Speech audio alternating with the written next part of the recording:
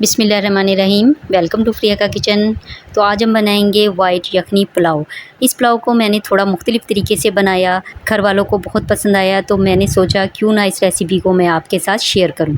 इसके लिए मैंने 1.5 किलो गोश्त लिया है। इसमें चर्बी भी साथ है, यानी कि जो डकरी वाला गोश्त होता है ना, वो लिया है, ताकि इसकी जब यखनी बनेगी ना तो इसके ऊपर जो घी है वो बहुत ज़्यादा आ जाता है और पुलाव में बहुत ज़्यादा टेस्ट आता है। 4 तेज़ पत्ते, 1 टीस्पून ज़ीरा, 1 टीस्पून साबुत काली मिर्चें, 1 टीस्पून लौंगे, 4 अदद हमारे पास दालचीनी के टुकड़े हैं, 2 बड़ी इलायची, 1 छोटी इलायची और 2 बादियान के फूल हैं, ये शामिल करेंगे। 1 टेबलस्पून हमारे पास सौंफ है और 1 टेबलस्पून ही साबुत धनिया, ये शामिल करेंगे। और थोड़ा सा हमारे पास जायफल है और थोड़ी सी जवित्री।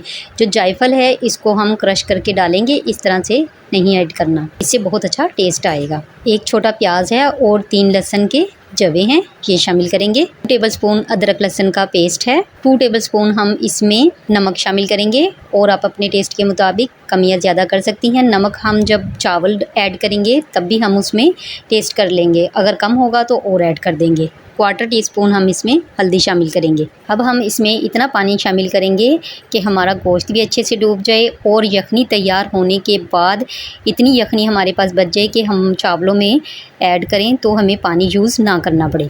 तो मैंने इसमें पानी इतना ऐड कर दिया है। मैं प्रेशर यूज़ कर रही हूँ, लो टू मीडियम फ्लेम पर रख देंगे। मैं इसको आधे घंटे का लगा रही हूँ। अगर आपने विदाउट प्रेशर बनाना हो तो आप पानी ज़्यादा ऐड कीजिएगा और जब एक उबाल आ जाए तो उसके बाद इसको लो फ्लेम पर कवर करके पकने दें। तो देखिए जी, आधा घंटा हो गया था, मैंने प्रेशर खोला है तो देखें कितनी ज़बरदस्त यखनी बन के तैयार हुई है और रोगन भी देखें किस कदर आया है। तो देचकी में मैंने 1/2 कप ऑयल डाल दिया है। 1 मीडियम साइज़ का प्याज है चॉप किया हुआ, ये शामिल करेंगे और साथ ही हम इसमें 1 टीस्पून ज़ीरा ये शामिल करेंगे और लाइट गोल्डन ब्राउन होने तक इसको ब्राउन करेंगे। हमने प्याज को ज़्यादा ब्राउन होने नहीं देना, बिल्कुल हल्की सी लाइट गोल्डन ब्राउन होगी तो हमने इसमें बाकी चीज़ें ऐड करनी है। तो जब तक हमारी प्याज ब्राउन हो रही है, 2 अदद मैंने टमाटर लिए हैं और तकरीबन 4 हरी मिर्चें हैं, इनको हम ग्राइंड कर लेंगे। 2 टेबलस्पून अदरक लहसुन का पेस्ट है, ये शामिल करेंगे। 1 टेबलस्पून पिसी हुई सुरख मिर्चें हैं, ये शामिल करेंगे और ग्राइंड किए हुए टमाटर और हरी मिर्चें ये शामिल करके